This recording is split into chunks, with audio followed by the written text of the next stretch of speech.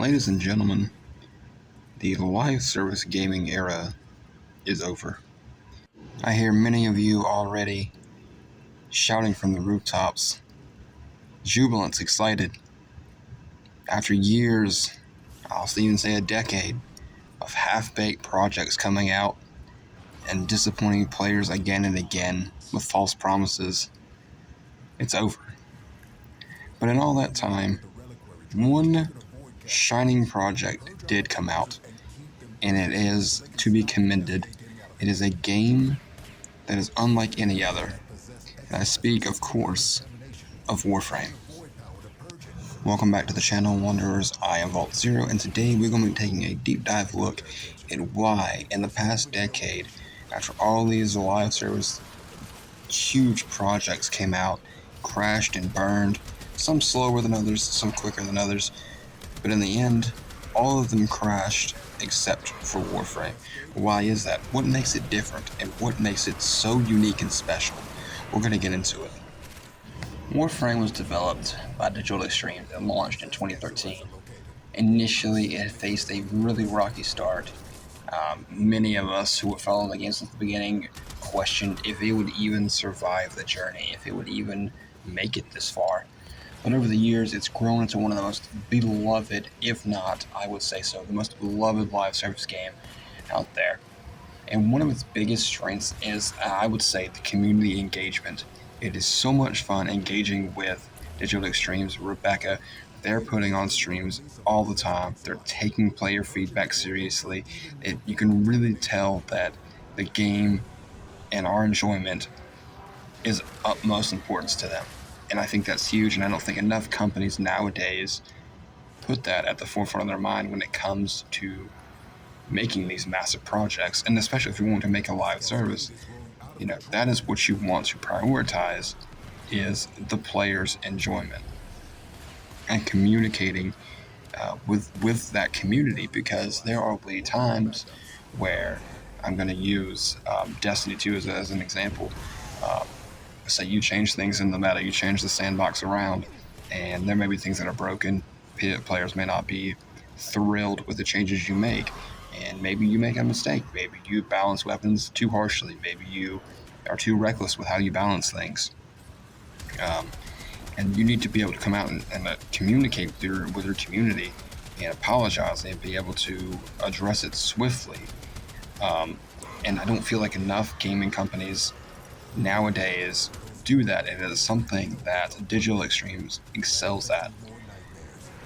Something that used to be big back in the day was gaining players' trust, and I think that got lost somewhere along the way as we got older, as these video game companies got larger, because for these large companies like Bungie, you get it for BioWare, companies like them, they don't have to work very hard to gain your trust, because they've built it up over the last several years with their great titles that they released.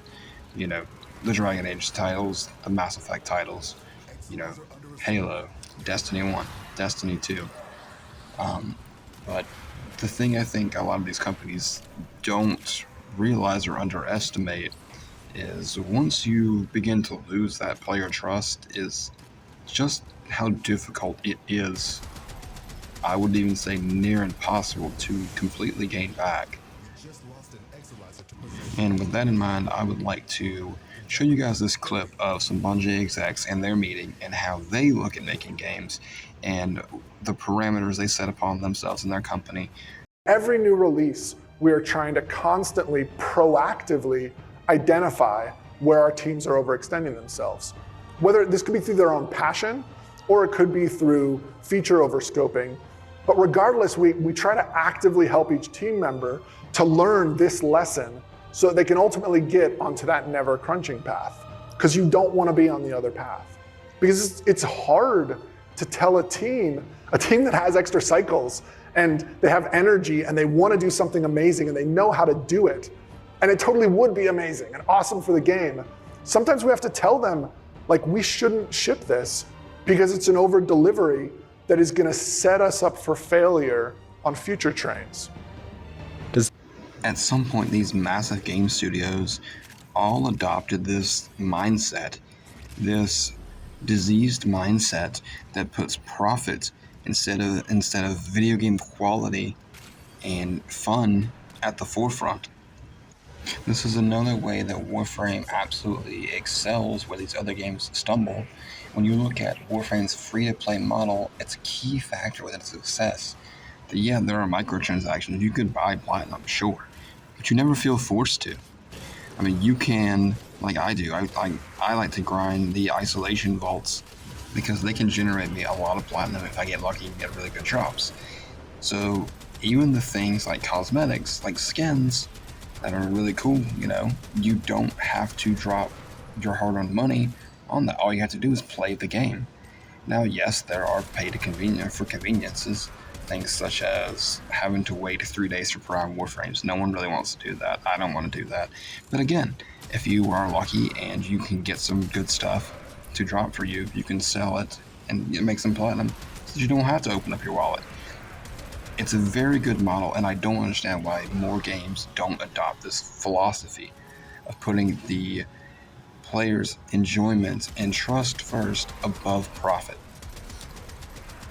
And then these other titles, Destiny 2, The Division 2, if we do open up our wallets that is so often requested of us, where does the money go? I'll tell you this. You know that Destiny 2 has made $2 billion in its life. $2 billion. Ask me how many times their engine has been upgraded. Once. And they run on the Tiger engine, which is severely limited. There are so many features the player base has been begging for years that just don't seem possible on that engine. Consequently, Warframe, the completely free title, averages about making $200 million a year, which is incredible. Don't get me wrong. But ask me how many times they upgrade their engine. Pretty much every major update. Which, by the way, they've launched 38 major updates completely free for the player base. Incredible. You're also going to notice that they're going to release 3 or 4 Prime Warframes, as well as 3 to 4 regular Warframes alongside them throughout the year. You're going to get 8 frames per year. And contrastly, if you look at games like Destiny, I don't mean to just keep picking on Destiny, but they are one of the largest offenders, especially their practice of vaulting content that players have paid for is absolutely egregious and unacceptable. To date, it would cost you all over $200 to be able to access all of the content Destiny 2 has to offer. And that blows my mind because you look at Warframe, you look at the narrative in Warframe, and there's just sheer amount of content, and you think to yourself, man, I don't have to pay a dime. I don't have to open my wallet once to play this. It's a no-brainer, I feel like. And on the flip side of that, you have games like the Division and Division 2, which I absolutely enjoyed playing, loved the heck out of when I played them initially. But over the years, their developers, Ubisoft, refuses to listen to its fans. Its problem isn't monetization so much as it just doesn't have enough content, and Anthem went down the same rabbit hole. These games, they don't listen to their fans, and they don't put enough content in. I used to love the Division 2, used to play the heck out of it, but there's only so many years that I can do the same content for different rewards before I just say, screw it, I'm done with this. And that brings me to my last point. Warframe is a bit of a paradox in the sense that I've often heard so many developers developing games say, we're trying to make this game more inclusive, we're trying to make it more accessible for everyone.